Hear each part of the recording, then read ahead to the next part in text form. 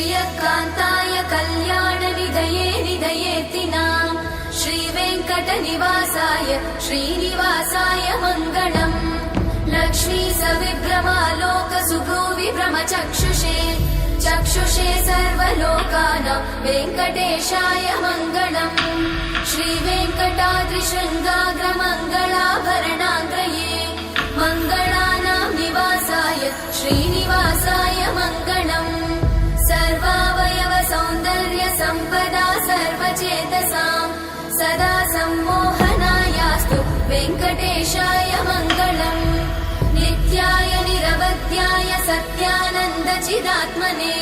सर्वान्तरात्मने श्रीमद् वेङ्कटेशाय मङ्गलम् स्वतः सर्वविदे सर्वशक्तये सर्वशेषिने सुलभाय सुशीलाय वेङ्कटेशाय मङ्गलम्।